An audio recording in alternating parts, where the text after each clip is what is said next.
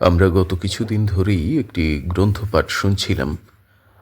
পঞ্চতত্ত্ব বিচার শ্রী নীলমণি মুখোপাধ্যায় কর্তৃক সংগৃহীত ও প্রকাশিত এবং সারস্বত প্রিন্টিং ওয়ার্কস থেকে এটি প্রকাশিত হয় 1332 বঙ্গাব্দে।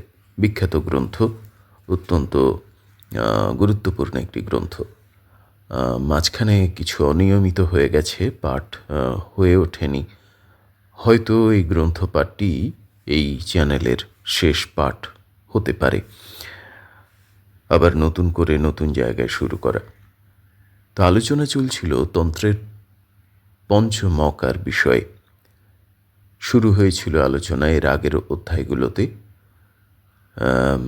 পর্বগুলোতে সেগুলো আছে, যে গুরুকে শিষ্য সন্দেহ হয়ে জিজ্ঞেস করছে গুরুর কাছে যে এই যে পঞ্চমকার, এই যে সেগুলো কি আদৌ সাধনের বিষয়? আদৌ এগুলো নিয়ে সাধন করা উচিত কি উচিত নয়? সেই সমস্ত সন্দেহ গুরু নিরসন করছেন এবং চতুর্থ অধ্যায়ের এর আগে 9 পর্ব পর্যন্ত গ্রন্থের আলোচনা এবং পাঠ গেছে। তার পরবর্তী অংশ থেকে আমরা আজকে শুনে নেব। আপনারা যারা এর আগের অংশ শুনতে চান, এই ভিডিওর ডেসক্রিপশনে আমি সেই লিঙ্কগুলো দিয়ে দেব, পরপর আপনারা সেখান থেকে শুনে নিতে পারেন।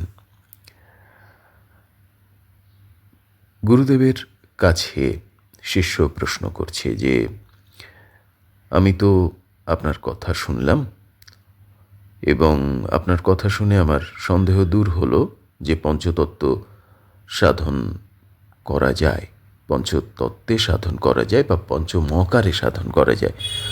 কিন্তু আমার একটাই এখনও সংকোচ রয়েছে যে আমি যদি এগুলো আমার যদি পছন্দ না হয়, এই ধরনগুলো, তাহলে কি আমি দেবী আরাধনা করতে পারবো না? তখন গুরুদেব বলছেন, গুরুদেব কহিলেন, বৎস, অতি উত্তম প্রশ্নই করিয়াছ। যাহাতে এই প্রশ্নের মীমাংসা হয় আমি তা বলছি, শ্রবণ করার চেষ্টা করো। যে সকল স্বভাবত নিস্তেজ, দুর্বল, ঘৃণালজ্জায় আকুল, কষ্ট সহনে অসমর্থ, তাহাদিগের জন্য অন্যতম পঞ্চতত্ত্ব ব্যবস্থাপিত হইয়াছে। তাহারা সেইরূপ প্রণালীতে আরাধনা করিয়া থাকেন। যিনি যেরূপ প্রকৃতির লোক হউন না কেন, সকলেরই নিমিত্ত উপযুক্ত ব্যবস্থা সংকল্পিত হইয়াছে। ক্ষোভের কারণ কাহারও রাখা হয় নাই। সর্বসাধারণ জনগণ সত্য, রজ ও তম এই গুণত্রয়ের বৈষম্য হেতু সকলে একমত নয় বলিয়া দেবীর আরাধনার জন্য 3 গুণের 3 প্রকার পঞ্চতত্ত্ব সংকল্পিত হইয়াছে। যিনি যে গুণের অধীন হইবেন তাহার পক্ষে সেই গুণের পঞ্চতত্ত্বই বিধি হইবে। গুণ অবলম্বীর পক্ষে সাত্ত্বিক পঞ্চতত্ত্ব, রজগুণ অবলম্বীর পক্ষে রাজসিক পঞ্চতত্ত্ব এবং তমগুণ অবলম্বীর পক্ষে তামসিক পঞ্চতত্ত্ব নির্বাচিত হইয়াছে। সুতরাং দেবী আরাধনার জন্য কাহারও পক্ষে আর কোনরূপ বাধা থাকিল না। অতএব বৎস, শাস্ত্র সিদ্ধান্ত পঞ্চতত্ত্ব মানবকল্পিত বলিয়া সন্দেহ করিও না। শিষ্য গুরুর কাছে এই কথা শুনে বলছেন, প্রভু, আপনি যে সত্য, রজ ও তম এই গুণত্রয়ের কথা উল্লেখ করিলেন, তাহা কিরূপ? আপনি কৃপা করিয়া আমাকে বলুন। গুরুদেব কহিলেন, বৎস, এই পরিদৃশ্যমান জগৎ যাহা দেখিতেছ, অনুভব করিতেছ, বিচার করিতেছ এবং যাহাতে মুগ্ধ হইতেছ, তাহাই ওই গুণত্রয়। এই গুণত্রয় আশ্রয় করিয়া সমস্ত সৃষ্টি উদ্ভাসিত হইয়াছে। দেহিমাত্রেই ওই গুণত্রয়ের আশ্রয়ীভূত বলিয়া আমি লোক সকলকে সাত্ত্বিক, রাজসিক ও তামসিক বলিয়া উল্লেখ করিয়াছি। ওই গুণ কেবল দেহের অবলম্বন মাত্র। গীতাতে এই প্রসঙ্গে একটি শ্লোক আছে, 14 অধ্যায়ের 5 নম্বর শ্লোক। সেখানে বলা হচ্ছে, মহাবাহ, প্রকৃতি সম্ভব যে সত্য, রজ ও তমগুণ তাহা দেহ মধ্যে নির্বিকার স্বরূপ দেহিকে আবদ্ধ করিয়া রাখিয়াছে। গীতার ওই 14 অধ্যায় 6 নম্বর শ্লোকে আবার বলা হচ্ছে যে তন্মধ্যে সত্যগুণ নির্মলতা বশত প্রকাশ শক্তি বিশিষ্ট নিরুপদ্রব, তজ্জন্য ওই সত্যগুণ দেহিকে সুখী ও জ্ঞানযুক্ত করিয়া থাকে। আর গীতার আবার ওই একই অধ্যায়ে 7 নম্বর শ্লোকে বলা হচ্ছে, কোন্তেয় রজগুণ অনুরাগ স্বরূপ, উহা তৃষ্ণা, অভিলাষ ও আসক্তি হইতে উৎপন্ন হইয়াছে। ওই রজগুণ দেহিকে কর্মে নিয়োজিত করিয়া রাখে। আর গীতার ওই 14 নম্বর অধ্যায়ে 8 নম্বর শ্লোকে বলা হচ্ছে, ভারত, অজ্ঞান হইতে সমুদ্ভূত তমগুণ সমস্ত দেহির মোহজনক হয়। ওই তমগুণ প্রাণীগণকে প্রমাদ, আলস্য ও নিদ্রাতে আবদ্ধ করিয়া রাখে। অতএব বৎস, মনুষ্য এবং অন্যান্য সকল জীবই ওই গুণত্রয়ের অধীন। এই হেতু যাহাতে যে গুণের আধিক্য প্রকাশ পায় তাহাকে তদ্গুণ বিশিষ্ট বলে, এবং যিনি যেরূপ গুণ বিশিষ্ট তাহার পক্ষে তদ্গুণ অনুযায়ী সাধন প্রণালী প্রশস্ত। শিষ্য বলছেন, প্রভু, আপনি যে গুণত্রয়কে প্রকৃতি সম্ভব বলিয়া উল্লেখ করিলেন, তাহা উত্তম রূপ বুঝিতে পারিলাম না, অনুগ্রহপূর্বক তাহা বুঝাইয়া দিন। গুরুদেব কহিলেন, বৎস, সত্য, রজ ও তমগুণকে প্রকৃতি সম্ভব বলিবার হেতু এই যে প্রকৃতি হইতেই এই গুণত্রয় প্রকাশিত হইয়াছে এবং উহা দ্বারাই জগতের বিচিত্র কর্ম সম্পাদন হইয়া থাকে। এই জন্য জিজ্ঞাসা হইতে পারে যে প্রকৃতি কি? এই প্রশ্নের উত্তরে শাস্ত্রে উল্লেখ আছে যে এখানে নিরালম্বোপনিষদ থেকে একটি শ্লোক তুলে দেয়া হয়েছে।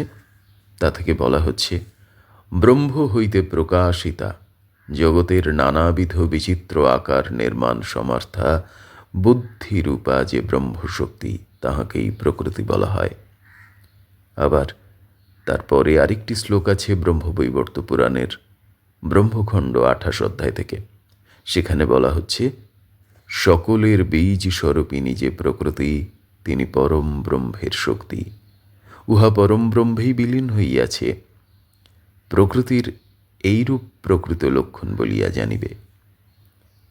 ব্রহ্মবৈবর্ত পুরাণের 1ম অধ্যায় প্রকৃতিখণ্ড থেকে আবারও বলা হচ্ছে 7 নম্বর শ্লোকে, প্র শব্দের অর্থ প্রধান অর্থাৎ আদি, এবং কৃতি শব্দের অর্থ সৃষ্টি। সুতরাং যিনি সৃষ্টির আদি, তিনি প্রকৃতি বলিয়া কীর্তিত হইয়া থাকেন। এই প্রকৃতি দেবী মহামায়া, আদ্যাশক্তি, জগজ্জননী, ব্রহ্মাণ্ড প্রসবিনী, সনাতনী, শিবানী, ব্রহ্মাণী, রুদ্রাণী ইত্যাদি নামে অভিহিতা হইয়া থাকেন। ইনি দেবতাদিগের কার্যসিদ্ধির নিমিত্ত সময়ে সময়ে সাকারা হইয়া আবির্ভূত হন। চণ্ডীতে 1ম অধ্যায়ে বলা হচ্ছে, তিনি নিত্যা, তিনি দেবতাদিগের কার্যসিদ্ধার্থে এই জগতিতলে যখন আবির্ভূতা হন, সেই সময় তিনি লোকমধ্যে উৎপন্না ও সাকারা বলিয়া কীর্তিত হইয়া থাকেন। এই সৃষ্টিস্থিতকারিণী জগন্মাতার আরাধনার জন্যই পঞ্চতত্ত্বের আবশ্যক। গুরুদেব প্রমুখাতে এইরূপ সিদ্ধান্ত বাক্য শ্রুত হইয়া শিষ্য গুরুদেবের শ্রীচরণ বন্দনা করিয়া কহিলেন, প্রভু, আপনার বাক্য অমৃত দ্বারা আমার শ্রবণ কুহর পরিতৃপ্ত হইয়াছে। এক্ষণে এই পর্যন্ত অগ্রে ধারণা করি, পশ্চাৎ 3 গুণের 3 প্রকার পঞ্চতত্ত্ব কিরূপ, তাহাও শ্রবণ না করিয়া নিশ্চিন্ত হইব না। ইতি 4র্থ অধ্যায়। এইখানে 4র্থ অধ্যায় শেষ হচ্ছে। আমরা শুনে নিলাম কিভাবে 3 গুণে 3 রকম ভাবে পঞ্চতত্ত্বের পঞ্চম অকারের সাধনের কথা বলা হচ্ছে, দেবী সাধনার কথা বলা হচ্ছে। এর পরের অধ্যায় 5ম অধ্যায়। আমরা 5ম অধ্যায় শুনে নেব আরেকটি পর্বে। গুরুচরণে প্রণাম। জগজ্জননী, সনাতনী প্রকৃতি, জগদীশ্বরী, তাকে আমার শ্রদ্ধা, ভালোবাসা, প্রেম এবং প্রণাম। আর মহাদেবকে আমার প্রণাম।